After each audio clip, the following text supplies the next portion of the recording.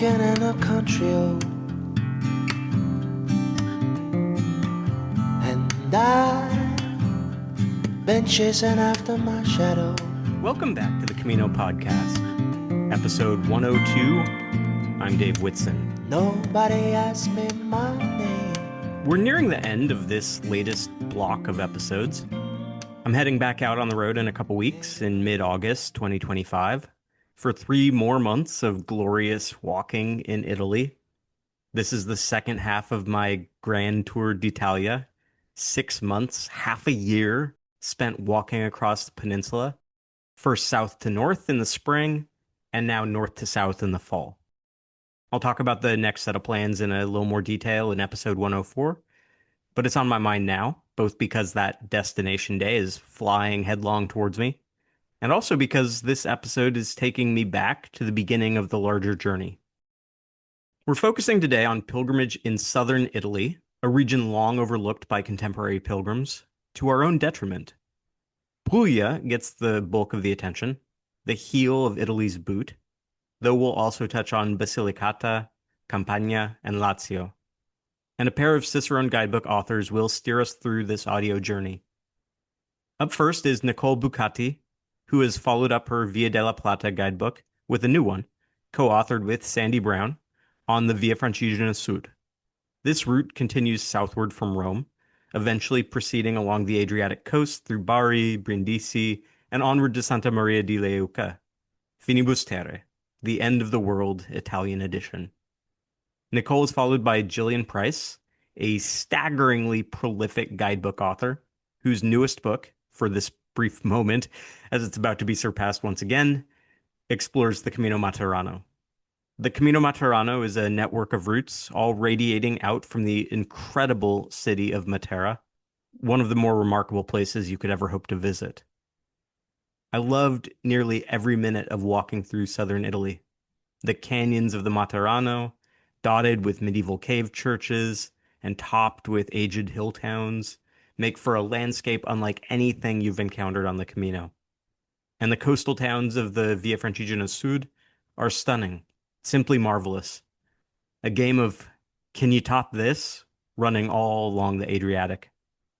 And as is often the case when we're talking about routes outside of the Camino Frances and the Camino Portugues, I mean, if you want a quieter walk, away from the crowds, with trails offering solitude and peace, well, there's plenty of that to be found in southern Italy, even if some of these towns rightly draw plenty of tourists.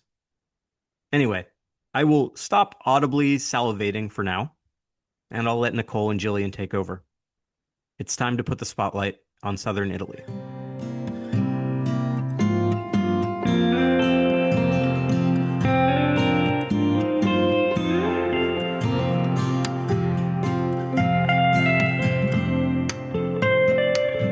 Nicole Bucati is a writer for Cicerone Press.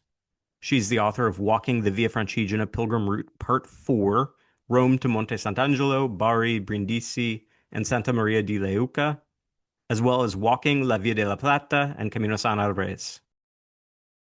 Nicole, thanks for talking with me. This is not a typical thing. Usually I'm talking to people when they're at home. You are not at home. Where are you right now? Oh, well, greetings from Norway. I'm actually on the Gudbrandsdalsleden pilgrimage route here in Norway. It's one of the St. Olav ways that makes its way from various locations to Nidarosdomen, which is Nidaros Cathedral in Trondheim. And that's where St. Olav was buried. And I'm doing the route from Oslo up to Trondheim. And I'm on day 26 of 40 walking days, gathering data, taking photos, and so forth for the upcoming guidebook that I'm writing.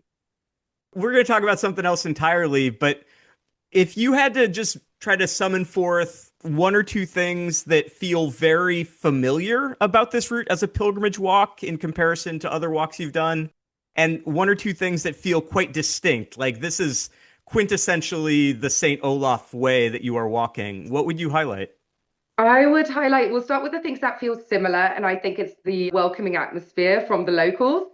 I think that every lodging I have stayed at, everybody wants to talk, everybody wants to know why you're walking this route, where you come from, and so forth.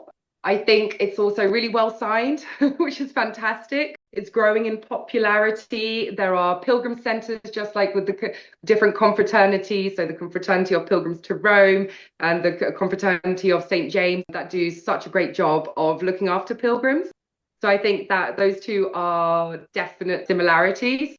I think the challenges or differences compared to other pilgrim routes, it's much quieter. So I had 7 days in a row without meeting a single other pilgrim.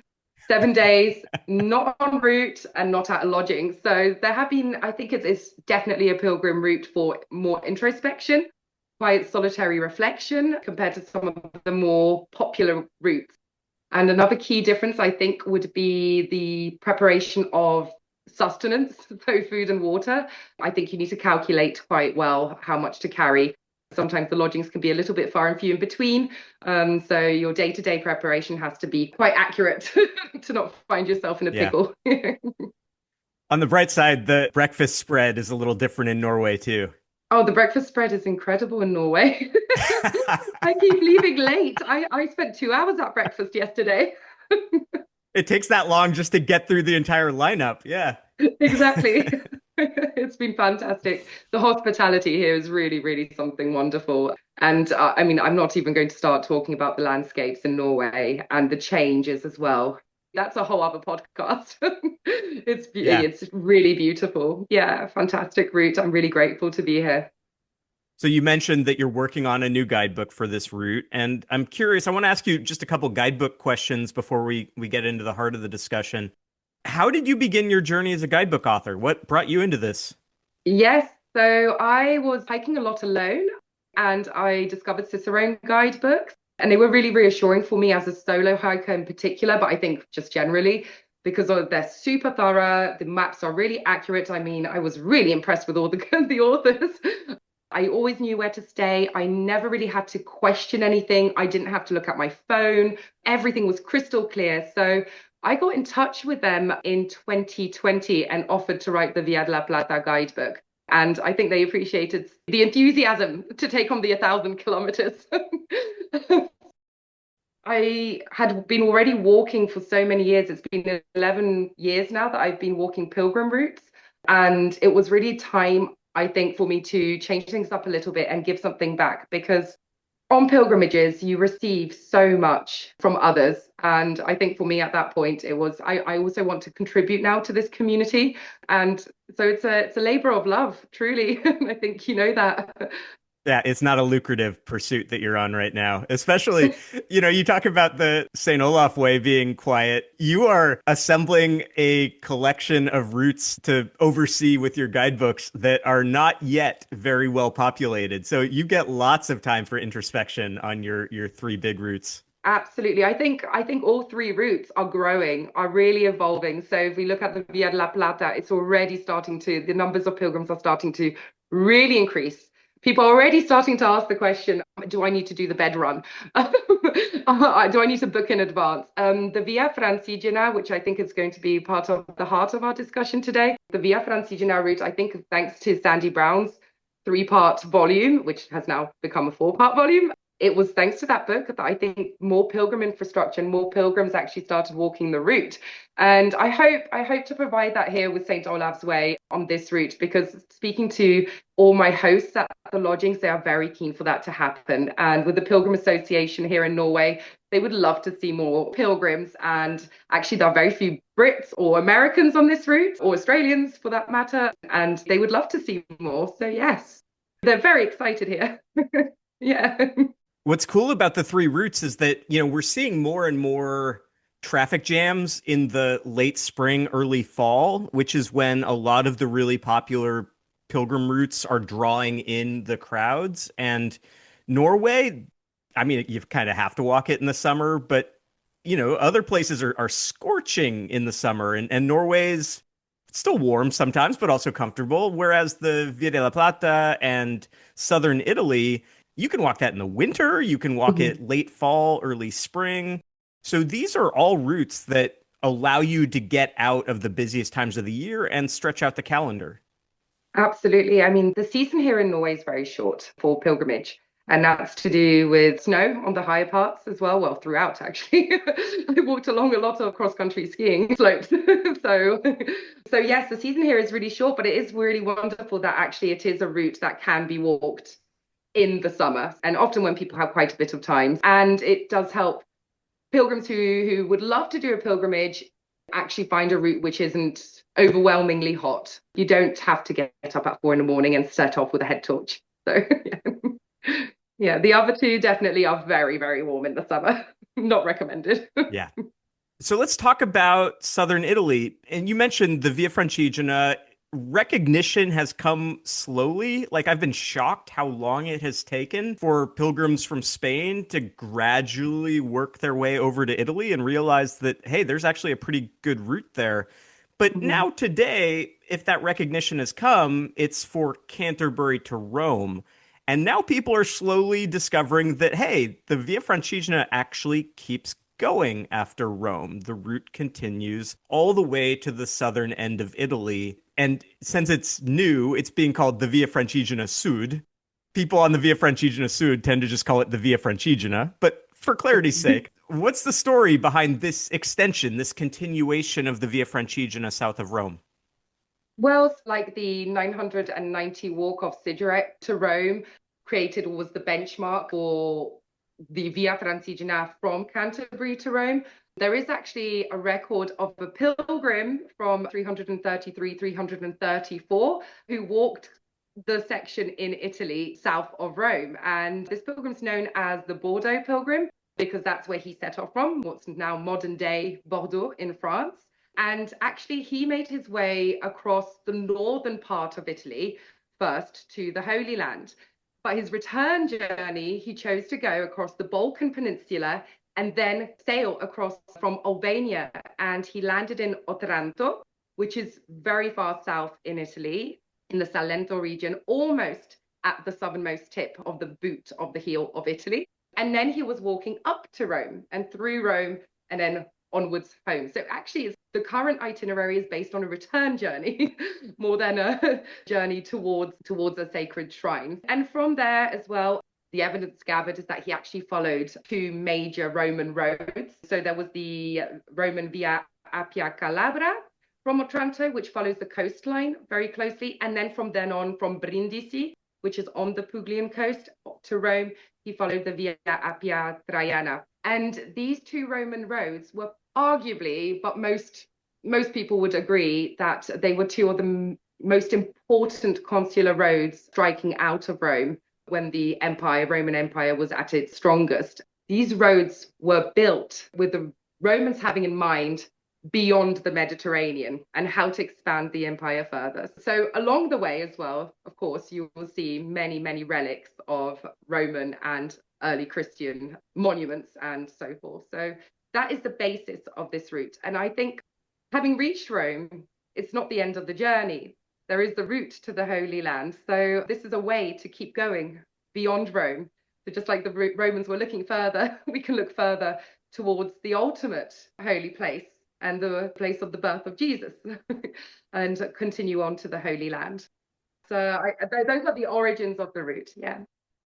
Yeah, that's interesting that the story centers on the south-north walk from Otranto, because my understanding had always been that the main historical legitimacy for the Via Francigena Sud had been the pilgrims continuing to the Holy Land and thus walking to the ports of Bari or Brindisi in order to continue onward. Yes, and there were many who did do that. There were many who that first went to Rome and then down south to the ports and then sailed in that direction over to Albania or further and continued walking to the Holy Land. But actually, the majority of pilgrims did go through the north and returned that way. So that's why, I mean, we are walking on the Via Francigena in the south. Then, of course, we're following the north to south itinerary. There are pilgrims who do walk from the south to north.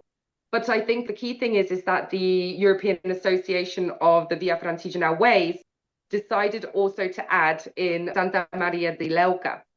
Santa Maria di Leuca is a place of pilgrimage in itself, pilgrimage of Marian devotion to the Holy Mother. So it's from Otranto, where the Bordeaux pilgrim returned to, so where there was already an itinerary. There are 56 kilometers right to the southernmost tip of that heel to this beautiful basilica. and what was considered the Finibusterre, the end of the world as well. So there are several ways to look at this because, of course, you're following a Roman trajectory to the main ports in Puglia and a pilgrim trajectory as well with the Holy Land in sight. But there's also Santa Maria di Leuca, which is an additional pilgrimage that you are completing when you walk this route.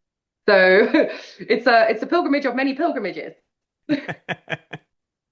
And let's talk about a few more of those because I mean, I do think it's interesting and important to talk about some of the shrines along the way. And what stood out to me when I was walking were three shrines, two of which we haven't mentioned yet because they fall on a variant. So the Via Francigena Sud splits on its way south, and you have an option then to take sort of a northward arc or a southward arc. There's probably terms for these. What are the names of these variants? When you get to the first big town in Puglia, Troia, you have a choice to continue.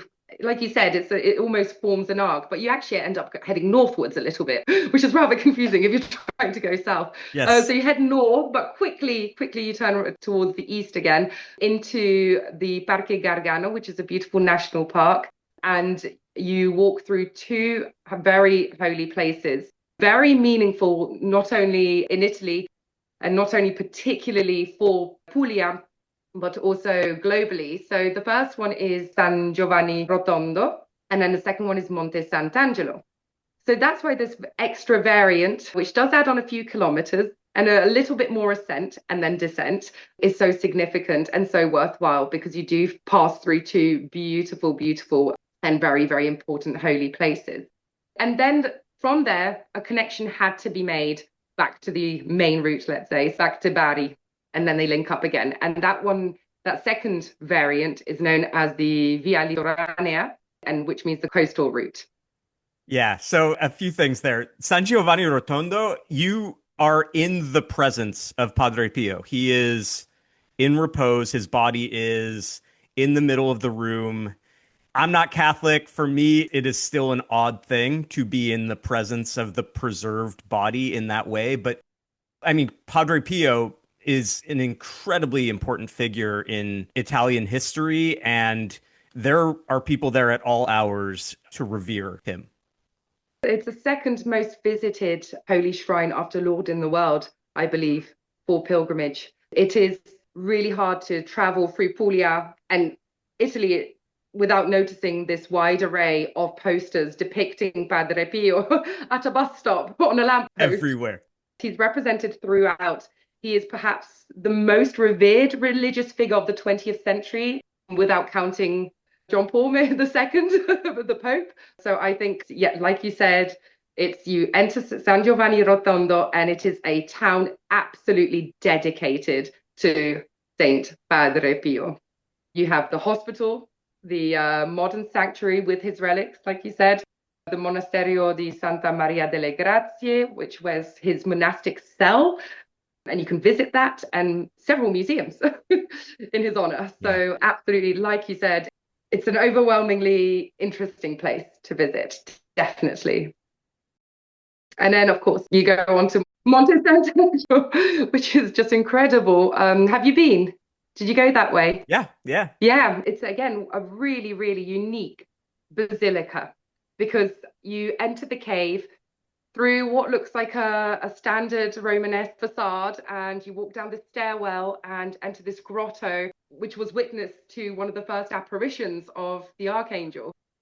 It's very quiet, it's very peaceful. There aren't many posters there. It's a much more quiet, spiritual place, I would say. It's beautifully lit with candles and this dark rock, and you can actually receive also a certificate of completion there. So you can get an extra testimonium. So having walked there, if you walk there, you can get a testimonium at Monte Sant'Angelo. There is another one actually further down that you can get in Brindisi, and of course in Santa Maria di Leuca. So on the Via Francigena in the south, you are very lucky. You get 3 testimoniums, 3 certificates of completion. The one thing you don't necessarily get is a fantastic walk reconnecting with the main route down the coast. So the descent from Monte Sant'Angelo is lovely. There are a couple of nice sections of the coast, but Yeah, for me, I'm comfortable walking on highway. I walked across the USA. I don't flinch when I have cars pass within a couple feet of me. But even I was sketched out at points on some of that walk. Yes, I mean, I was in charge of walking that section. So Sandy got the lucky bit. No, Sandy did the majority. I did the historical investigations, accommodation listings, and then the Via Litoranea variant down to Monopoli. But Sandy actually did the rest. So he really was a super trooper there. But I did land with that connection, and the Puglian region agrees. So the pioneers of the route there agree that there is that stretch, like you said, once you hit Manfredonia coming down from Monte Sant'Angelo, which is a fantastic descent. I love it. Yep. But once you hit the SP5 highway, you really want to get on a bus. It's busy. There is no pavement. It's narrow, traffic in both directions. But there are some really beautiful fishing villages on the way. I still thought it was completely worthwhile, worth my time. And I wouldn't miss Barletta and Trani for the world. Yeah, that's true. I mean, it's definitely to me one of the things that stands out is the Via Francigena Sud has some incredible beach towns along the way that stand out. You know, Monopoli, Polignano a Mare is just incredible. The list goes on. So for me, like one of the things I realized, I've spent a lot of time on the Camino del Norte in Spain. I think the coastal walking in Spain is better, but the coastal towns in Italy are just fantastic. It's incredibly beautiful. And I think this Puglia region as well, it's for me, it remains so undiscovered. I mean, the Italians know about it and they're there because I walked it in the summer and they absolutely delight in Puglia and going there for their summer holidays. It's, yeah, like you said, the towns are spectacular. The beaches are gorgeous. The food, I'm not even going to start on the food. The cuisine in Puglia is just out of this world. And yes, like you said, even though the coastal walking is, there's some beautiful, gorgeous stretches where you're walking above on coastal, let's say above the coast. You've got the little cliffs below. You've got the shimmering turquoise of the seas. You've got some meadows. But otherwise, I do agree. It's the towns, really the fishing towns and the cities along that way that make it absolutely spectacular and definitely unique. Italy, I mean, the Via Francigena in the south is just alive with history every turn. It's definitely a cultural immersion in that part of Italy. The landscapes are spectacular, like I said, but the towns are magical.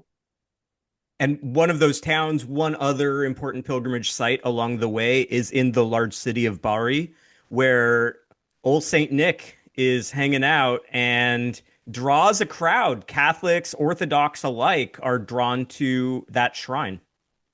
Yes, absolutely. Like you said, old Saint Nick, the template for Santa Claus, his relics lie there, absolutely. And again, it's a beautiful basilica. You go underground. Did you go? Did you Yeah. visit it inside as well? Oh, yeah. It's just so beautiful, so beautifully lit. It's another beautiful, beautiful place of pilgrimage. So we've counted now San Giovanni Rotondo, Monte Sant'Angelo, Santa Maria di Leuca, Bari. The list is endless, definitely. And many, many people make the pilgrimage to the Basilica of San Nicola in Bari. So we have the coastal walking. You're sometimes on the coast, sometimes inland when you're going from Santa Maria di Leuca to either Monte Sant'Angelo or just a little bit south of that if you're taking the inland approach. There's the hills up around Monte Sant'Angelo and San Giovanni Rotondo. Let's talk about the part in between that we haven't addressed yet. So as you move inland from Troia to Roma, what's the walk like there as you move through the interior of Italy? It's wonderful talking to you, actually, because of course you did the walk also from the south. So you did In it in the same reverse. direction as the Bordeaux Pilgrim, because that's how you're describing it. It's in that direction. Whereas we've written the book from north to south. Yeah, So I guess for the guidebook, it would be the first two regions exactly. that you cover, but for yourself, it was the last two. So yes, Lazio is the region. So that's upon leaving Rome or arriving in Rome in your case. The final region or the first is just spectacular. You've got hilltop towns, volcanic lakes, very green. There's some coastal walking too. And again, leaving Rome, I think many would argue, is one of the best exits from a port to start a pilgrimage from a city, because it comes alive. The pilgrimage comes alive straight away with historical monuments and relics and points of interest. So your eyes are wide open from the get-go. So that's Lazio. It's really well looked after as well. It's well signed. There is a fantastic local group called the Dodici, the 12, who look after pilgrims there as well, who are very keen to walk with you as well. So do get in touch. They will join you for a stage. And so even if you feel it's a solitary walk, you can have their company. They really look after accommodation listings as well. So they provide all the help that you would need, especially if you're alone and you're uncertain. And then you cross into Campania, and it is quite hilly there. Very, very green again. But I would say it's the really undiscovered bit as well. It's quiet. You walk through the hills and you don't really meet many people. You are surrounded by beautiful views of hilltops as you make your way to approach Puglia. So it would be the in-between of this forests as well. There's some bits, I'd say, in Campania, there's some sections which are slightly less well waymarked, but across the route, the Via Francigena stewards, volunteers are improving the waymarking on a daily basis. So we look forward to that because it's definitely happening. And I think Campania will be just as well waymarked as the rest of the route. But it's a quiet Italy. It's the Italy where really you won't get tourists. You'll just be with the locals. So you can look forward to that. And then finally, of course, arriving in Puglia before you hit the coast. And if you're not taking the variant route to Monte Sant'Angelo, you are just greeted by an expansive grain field. That part of Italy produces the highest amount of pasta in globally, actually, I think, maybe, well, at least in Europe. And that's what you're greeted to, is these big plains, in a way comparative to the Meseta, but without the elevation. So nice drovers tracks to walk on, comfortable walking or cycling for that matter, through these endless fields of wheat and grain. And then you hit the coast again in Bari. Campania was stunning, and I was surprised by just how hilly it was. I mean, you're still kind of getting the ripples of the Apennines down there, the turbines on the grassy hilltops. It was just a beautiful shade of green when I was walking through there, just day after day of lovely walking in the hills. So I agree with you. People need to check it out. Yes, and again, it's an undiscovered part of Italy that merits to be discovered. As you said, I was walking south to north, like the Bordeaux Pilgrim, and the way marking sometimes works south to north. It's definitely not the priority. So the priority is more north to south, but it's really easy to get GPS tracks through you and Sandy, through other sources. And so you just, you have the tracks handy and then you never go too wrong. But I want to make a pitch to people about why they should be thinking south to north, because from a calendar perspective, if you wanted to do like the full deal, like all the Via Francigena, if you start in Santa Maria di Leuca on, say, March, April, like by the time you make it to Grand St. Bernard, it's going to be open. But you're in southern Italy when it's quite comfortable. You don't have to get to Rome in the peak of summer. By the time you make it up to England, maybe it's summer, so it's actually nice to be in England at that point. So I think there's an argument to be made, go Santa Maria di Leuca to Canterbury, not the other way around. I think it works. Interesting. Yes. I mean, Canterbury has a beautiful cathedral. So definitely. And onwards to Winchester. There you go. Or London even. So yeah, you've got options. Yes, well, this year now, the Confraternity of Pilgrims to Rome has now inaugurated the London to Canterbury stretch. So everyone's really excited about that too. So the Via Francigena is just growing. Yep. Yeah. In both directions. So you've mentioned the waymarking. How's accommodation going on the Via Francigena Sud? There has been considerable development, I would say, in the last few years, and I actually predict that it's going to continue to grow. This is a very walkable route. You can definitely walk it. You can follow the waymarks. There is infrastructure. There are towns to stop at, to get food, to get water. The one big consideration, though, is the budget planning based on accommodation compared to potentially other pilgrimage routes, although I am in Norway right now, so that's similar. It's a similar case. Many pilgrims here choose to go with a tent. But in Italy, a tent, I think you camped. I did. So it is possible. I was there in the height of summer, so campsites were quite busy and it was quite difficult. Generally, Puglia was very busy. So I'd say that the pilgrim infrastructure when it comes to accommodation is still quite minimal on a relative scale, but there are many people, kind and gentle souls, that do open up their homes and give a good pilgrim price. And then, of course, there are some churches and monasteries you can stay at, local parishes you can stay at, sometimes tricky to get hold of, but keep persevering. Definitely is the way forward.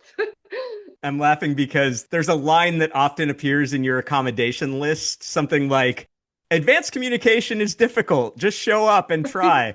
And I had some days where it worked and some days where it did not work. And it happened to me too.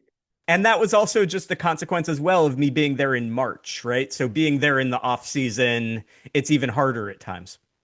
Yes, it happened to me too, and I was there in July. So it's possible. There was one I always remember. Actually, where was that? I think it was in Monopoly. I stayed at the convent there, but I couldn't reach them. So I just went for it and ended up knocking on the door. But I was very polite about it initially and nobody was showing up. And then I gave it a good knock and I was really warmly welcomed. So and had great accommodation. So yes, I think on this route, it's having that plan B. Always, I would be rather careful with having a plan B. Mostly you'll find yourself staying in bed and breakfast and hotels. Of course, depending on the time of year, then you can expect very varied prices. Summer is pricey, especially on the coast itself. Really, if you're budget planning, you can spend anything from 15 euros a day, including food, to more than 150 euros a day, even as a solo hiker. And you mentioned the accommodation listings. And it is true that I have created. It is true that there's not only the advanced communication that can be difficult with pilgrim-based accommodation, but also I often mention it's minimal prices to be expected because it really is. And it's about cross-verifying with the actual accommodation list. The lists we have created are minimal prices, and it can get a little bit more costly. But otherwise, everything else functions in the same way. Yeah. You walk from town to town. You follow the waymarks, find your food, you find your water, and you are absolutely joyful to be walking that route. It's just you have to be a little bit more cautious when planning your accommodation. Awesome. Let's finish up here. You mentioned that you'd been walking for a long time. You decided to take on guidebooks as a way of giving back. You're now working on your third pilgrimage guidebook. How has this process of now walking with the focus on writing a guidebook changed the pilgrimage experience for you or changed the way that you approach being a pilgrim? Well, it's definitely made my days longer. So just the other day, I estimated 8 hours. It was a long day. I had about 800 meters ascent. I was doing 23 kilometers. An 8-hour day quickly became 10. I arrived quite late. And I think it's because it's the constant data gathering. So I'm nonstop plotting waymarks, my own waymarks on my phone, on my app, constantly taking photos, landscape and portrait, trying to get to that best shot, always thinking about what would make a great front cover, what would be a great section photo, a full page photo. So it does increase the timing as a pilgrim. I think you then also, I think in the evenings, you have admin to do as a writer. So you do need to be able to get your equipment, your electronics charged up. Camping, for example, in Norway is not an option for me. I do need to be able to charge things up. I do need to get relatively good signal to upload everything into the cloud. So all my photos are saved. I cannot lose them. So I think that that's definitely changed the way I walk. And I am always hunting for pilgrim models as well, which is always exciting, especially when you spend 7 days without finding any. So when that was a big hurrah on this journey, when I finally saw one. When you finally see that person in front of you on the trail and they have the shell on their pack and you can just catch them right in the middle of it. Yeah. Absolutely. When you see someone walking on asphalt with a huge backpack, that's when you know. And I was overjoyed when I re-encountered pilgrims because however much the landscapes, for example, in Norway, particularly the landscapes here, speak and paint a picture of just how beautiful this pilgrimage here is, naturally beautiful. something special about this one in Norway. I think capturing a person in the landscape, a pilgrim in the landscape, captures that emotion of the landscape as well. And for someone who picks up the book and who sees that walker, they visualize themselves in that landscape. So there's that. It's the focus. I think the days are long because we're constantly focused on the steps. Every time the terrain changes, we have to plot it on our route. The descriptions, the sounds, the way marking here is good, but there might be the odd turn that really needs to be plotted. So I think there's that. I was always curious as to the historical aspects, but I've become even more curious now researching them. So a little bit more geeky about it all. We've made a long day even longer then, so we'll wrap it up here. I'm sure that you have a delicious and staggeringly overpriced dinner ahead of you in Norway tonight, so I don't want to hold you from that. I've been enjoying it. I'm here also for the delicious food. Yep. Norway has extremely lovely food, so I alternate between my dehydrated meal and a meal out. Yeah. Awesome. Well, thank you, Nicole. It's been a lot of fun to talk with you, and I hope the rest of your walk to Trondheim goes great. Thank you so much.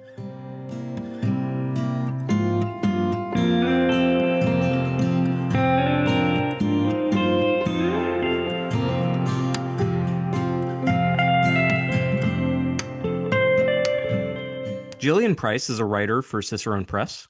She's the author of the forthcoming Walking the Camino Materano, 3 long-distance routes through Italy's Puglia and Basilicata regions to Matera, as well as 24 other guidebooks.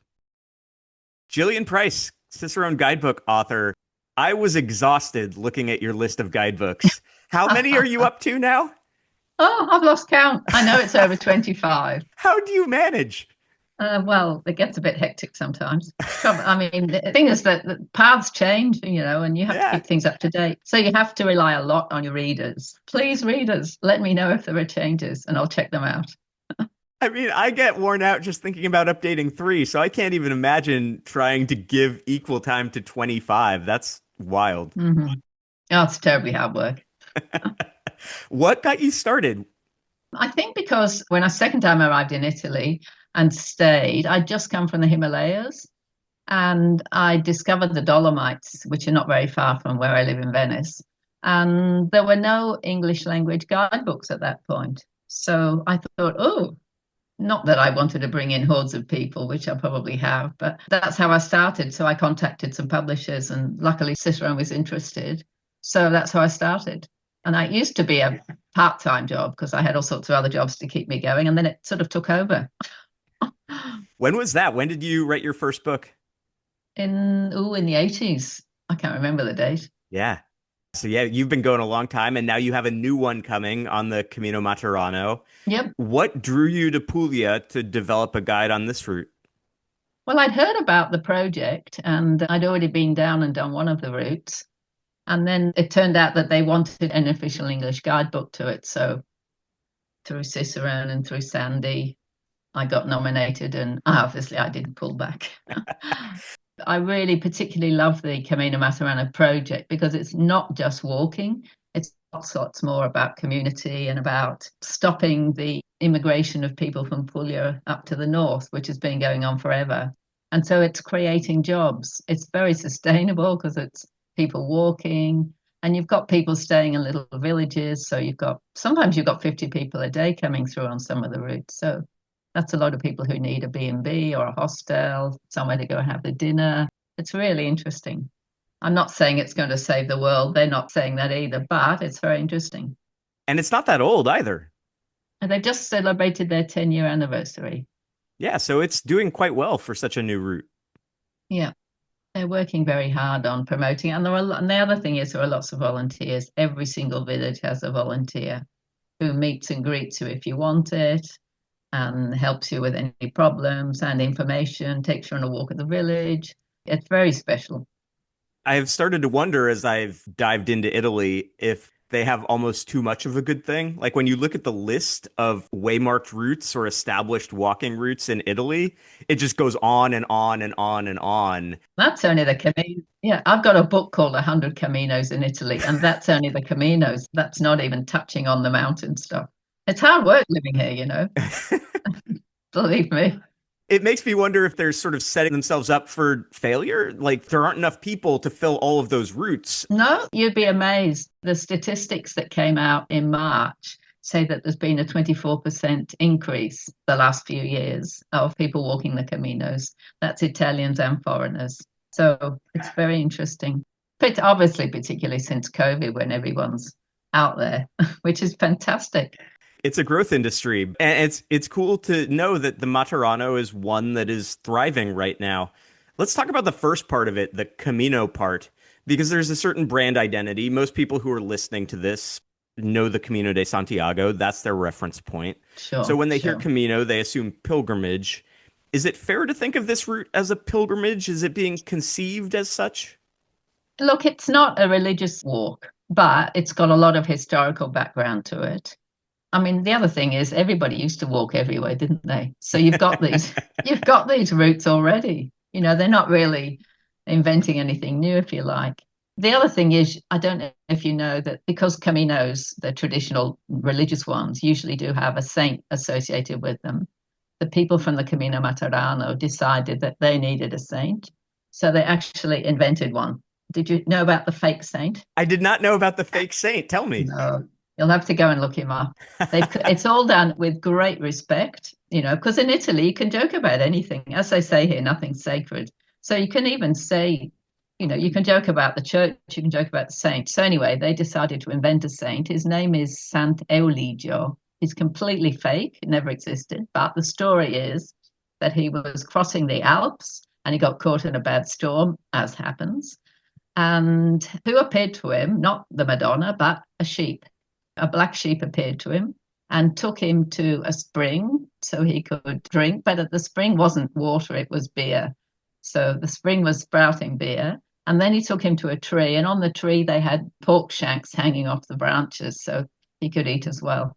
So Sant'Eligio is a saint of the Camino Materano, but also of beer and pork shanks. And they've even made a little statue of him. So you can go and visit him as well at a little village on the route between Bari and Matera. I have seen a bar posting pictures of people coming to pay their regards to Sant'Eligio. So now I understand. There's the context. Yep. It's a fantastic story. And they've even got the little images as well. If you wanted to sort of artificially manufacture or semi-artificially manufacture a pilgrimage out of this, one of the routes does go to Bari, and Bari does have the remains of St. Nicholas, and it is a pilgrimage destination, especially on the Orthodox front. So Sure. you don't have to work too hard to find relics, a saint, something sacred to orient towards in Italy. This is Italy. They're everywhere. Yeah. So let's talk about the second half of the name then. So we talked Camino, let's talk Materano. Matera sits at the center of the route. And it's certainly become much more popular, much better known in recent decades. But still, when I talk to people about where I was walking, where I was starting, the vast majority of people knew nothing about Matera. And they really should. It's a unique place. It's also a UNESCO World Heritage Site, which is very important. The other thing is that it's not, even though people usually say the Camino Materano is in Puglia, which is a quite a well-known region, Matera is actually in Basilicata, which is a neighbouring region, but it's very close by. And that was a very good idea. So at the moment, the project Camino Materano actually has 3 routes of different lengths, which all can merge on and conclude in Matera, which is a brilliant idea. Because, I mean, I don't know about you, but when I've done all 3 of them, when you actually come around the corner, because it's on a big canyon, you come around the corner from a normal street, if you like, and suddenly in front of you, you've got this amazing, it's another world, another universe, and it's absolutely incredible. And the other thing is, when you get there, you mustn't just dash away. You've got to stay at least a couple of days when you finish your Camino. Yeah, so there's one in the Camino Materano where there are 3 routes called vias. There's the Via Peocerto, which goes from Bari to Matera in 1 week.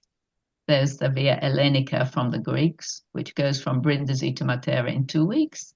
And then there's the Via Lucania, which is the inland one, which goes from a place called Tricarico in Basilicata and ends up in a week in Matera. And that's an amazing one as well. It's completely different. It's more remote, little villages on ridges, so you go down every day and then up. But I was walking through places, for example, one place I walked into, I saw it was a little tiny village on a ridge top. and they had a Vivaldi festival. And I said, what has Vivaldi got to do with this? And they said, his grandfather was born here. So Vivaldi's grandfather was born in this tiny little village. He was a tailor, and he came to Venice to be the tailor of the Doge. So all these incredible stories that you find out, just incredible. And another little village called Castanaletta has a museum to Rudolfo Valentino. He was born there. Can you believe it? Yeah. You probably saw that one too, didn't you? I walked right past it. It was closed by the time I made it. But yeah, it was. Oh, no. I had my photograph taken with him. I was walking around wondering, why are there all these red hearts around town? I don't understand. Yeah. Then I did. It's beautiful walking, though. I think people don't appreciate just how many canyons there are or how prominent the canyons are. Yeah. And so this route, when you look at it on a map, like I was on the Via Ellenica, you look on a map and you wonder, who made this route? It's, people who walk pilgrimages, they're used to the route kind of going in a straight line towards the destination. This is not a straight line route, but there's certainly a method to the madness because Absolutely. they are often following the line of the canyon. Sure. And you're going in and out. Sometimes you have these gorgeous views from the bottom. Sometimes you're up along the top looking down. Yeah. And it's beautiful day after day. Yeah, so in a way, I mean, I suppose you can't. I mean, they're not caminos, if you like. They're long distance walking routes. Okay. But obviously, calling them a camino that's what people call them these days. And Matera has been used so often as a replacement for the Holy Land in movies that you can tell yourself you're walking to Jerusalem. Oh, don't do it. No, they were filming. I was there about a month ago. And we couldn't cross the canyon. They blocked it off because I forget if it was, anyway, we could see them on the crosses. They were being crucified again. I forget whose film it was. No. But also there's another little village called Ginosa where Pasolini, the Italian director, he's probably the first one to have filmed something important there. That was the Gospel according to St. Matthew, I think. And he was actually allowed to blow up a house, an old house in the old center, because he had to pretend it was an earthquake. I mean, you wouldn't be allowed to do that now. Oh my gosh. Dear. But anyway, that's the sort of things that put these places on the map, I suppose.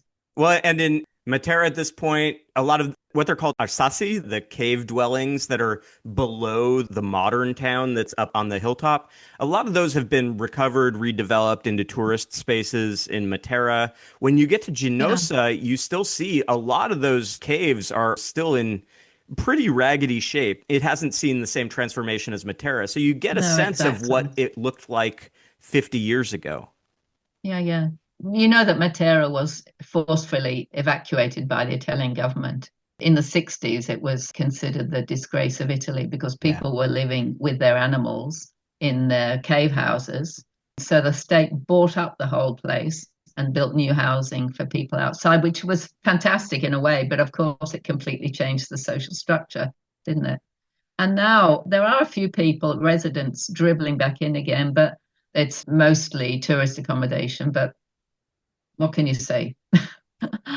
That's how it is. It's that perpetual tension, right, between wanting to have some sort of authentic glimpse of history and the reality that it's all artifice. So much of it has just been transformed completely from what it was.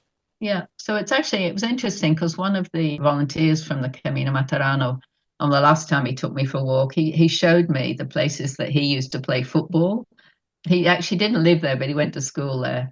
And he said, this is where we could play football and there was nobody living here. It was fantastic. That's all relative. One of the other great things about walking through the canyons is that there are these small churches that have been established, that were established 1,000 years ago in the caves along the way, the Chiesa Rupestre. And for me, that was one of the most memorable highlights of the Materano. Yes, and the fact that the frescoes are still there. Yeah. It's incredible, isn't it? Yeah. I mean, some of them are closed off and looked after. A couple of them are called the Sistine Chapels of Puglia or something like that, which is absolutely right. And it's really interesting to see. It's best actually if you can go with a guide because then they can tell you what you're looking at and how old they are and which, if you can recognize the saint, okay, but it's good to put everything in context. Yeah, and the people's life there. I mean, they'd excavate the caves and use them for churches and other things. And then the material that was removed will be used then for building or something. You mentioned there are these three established routes right now. There's also related to that the Via Hellenica variant, which Yeah, no, I consider it all one because when I did my book, that's what they asked me to do a 2 week one all the way through. So gotcha. that's how we did it. And then you can do shorter or longer bits or whatever. Yeah. For me, it was a really desirable way to sort of branch off of the Via Francigena Sud. So I integrated it into that walk as I was moving my way north. Good. And so it required a little ad-libbing when I was connecting back from Alberobello. But to me, that was a very distinct experience from the main Via Hellenica, which I didn't complete. I only walked as far as Crispiano before turning south. Okay. But to me, the Via Hellenica proper was a lot of canyons. And then when I got onto the variant, it shifted over to these very impressive, often whitewashed hill towns as you worked your way up towards Alberobello.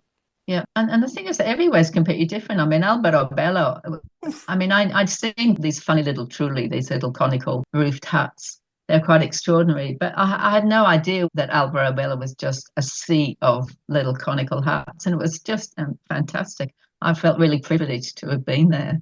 It doesn't matter how touristy it is, it's an absolutely unique place.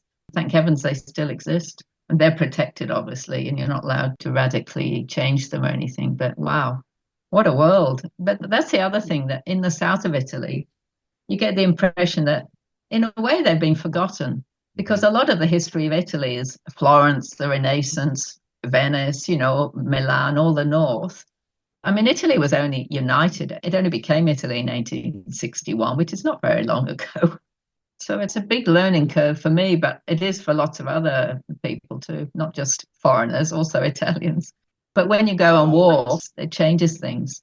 The whole region was effectively colonized for so long that you have these really large estates, many of which are crumbling now, but you will come across these really large buildings while you walk. The Masseria. And then it is just sprawling countryside.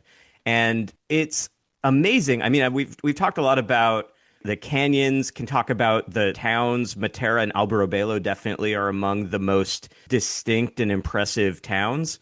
But for me, walking in late February and early March, I was blown away by how rich the countryside was. Olive groves, of course, but the fruit trees, oranges and lemons were loaded. Almonds. Like in February, I was seeing broccoli in full form in the fields. I'd never seen broccoli before. Artichokes. Like it was just such a rich countryside. Oh, the Puglia artichokes are quite famous. They're very good. And the broccoli, of course. You had the little pasta with the broccoli. Of course. I hope. Of course. I mean, even when it's effectively, quote unquote, just flat farmland that you're walking through, it still is beautiful in a way because it's distinct. So much of what I've walked and so much of what many pilgrims walk, northern Spain, northern Italy, haven't been deep south in Europe. And it's a completely different experience. Mm-hmm. Yeah, in fact, you mustn't think it's going to be. Don't be disappointed if it's not like Tuscany. It's another part of Italy. And the other thing that's fascinating is that I'm glad you appreciated the cultivation because they always had a water problem there. And in fact, Apulia means no rain. So it's even the fact that they have a water shortage is part of the name. And then they actually constructed an incredible aqueduct. Did you come across any stretches of it? I think there's one part over the canyon, right, where it crosses. Did you start at Santa Maria di Leuca? I walked down. Did you see the big monument on the point? Yes. The big step. Yeah, that was actually built in the fascist period to celebrate the conclusion of the aqueduct because it's thousands of kilometers with all its branches and it starts in the north of Puglia and the whole point was to bring water down. The fascists didn't invent it. The project had been there for ages. They just happened to conclude it. But it still exists. And the AQP, Aquedotto Pugliese, you might have seen that a lot. Now you've got cycling routes along it, but it's incredibly important. And you can't have all that wonderful agriculture without water. And that's what they did.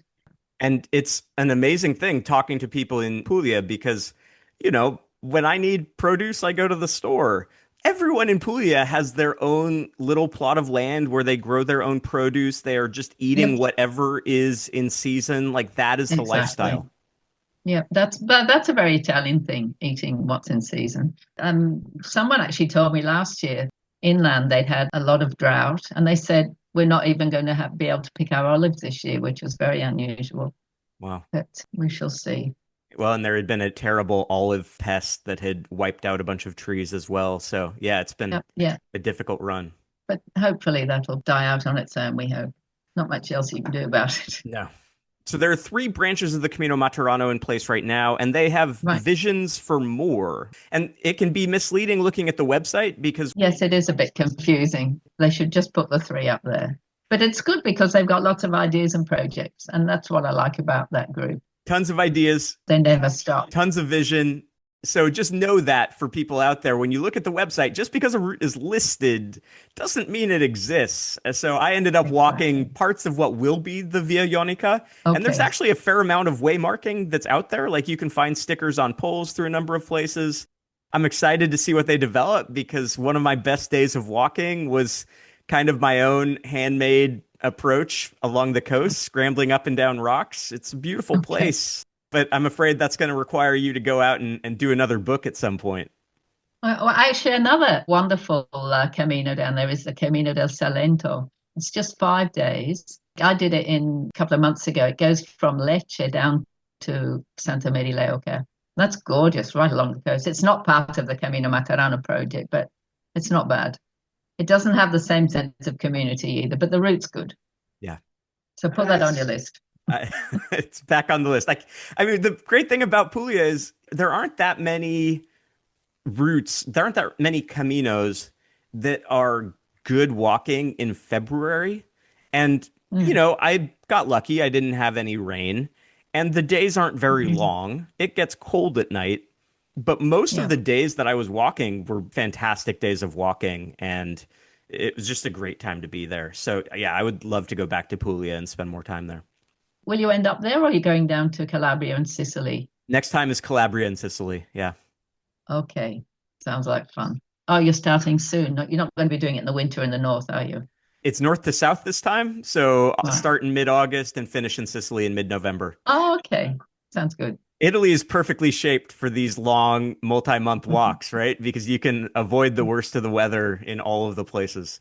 So what's next for you? You have walked so much of Italy. Is there a route that has evaded your attention so far that is coming up? Well, actually, I'm just finishing another book, which is a very short, it's only a 4 day Camino and lots of day walks. And it's just north of where I live. It's in some hills we call them the Prosecco Hills, which are sort of like halfway between Venice and the Dolomites. So they're low hills, extremely beautiful.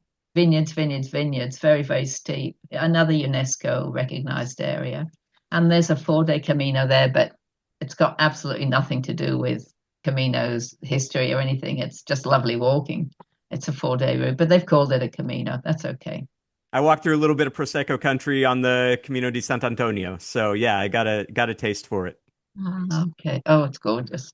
It's beautiful. Yeah. So you can look forward to that. All right. Well, thank you, Jillian. Awesome to talk with you and to get to meet you in this format. And Okay. yeah, I am in awe and slightly disturbed by your number of guidebooks. That sounds a bit worrying, actually. I feel my mission is just to help people enjoy their holidays and take some work to smaller, quieter areas of Italy.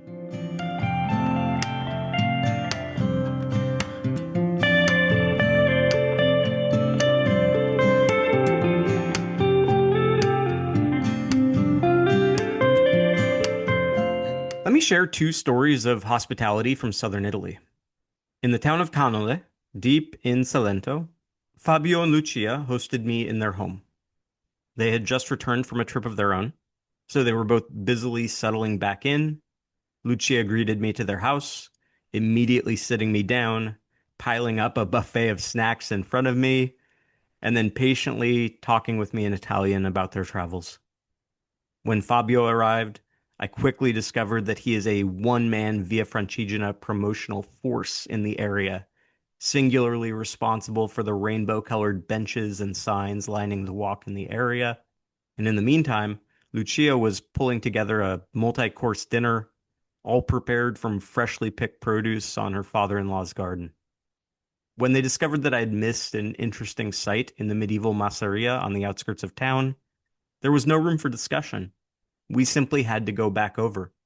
So Fabio loaded me up in the car, and then with a pair of flashlights, we marched off into the darkness to visit the Torre Colombaia Torcito.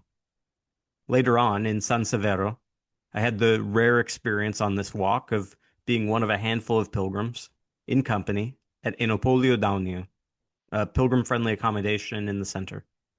Our host, Fabiola, arranged for all of us to stroll around town that night, the passeggiata, and along the way I got to know this group of Italians, part of a larger walking group known as the Itineranti, who section hike various pilgrim roads every year.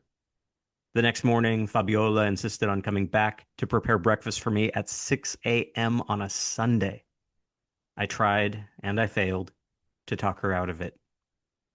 As both Jillian and Nicole mentioned, the hospitality along these still developing routes is often quite remarkable, a highlight in its own regard. The gratitude cuts both ways. As a pilgrim, it's amazing to be received with enthusiasm and care. But for the hosts, I think it's equally clear that our presence matters, that we on some level validate or reward all of the efforts they've put into the formation of these pilgrim roads. It's a level of personalized attention and care that is harder to come by on the busier routes. And just one more reason to add Southern Italy to your list. That's all for this episode. Thanks again to Nicole Bucati and Jillian Price.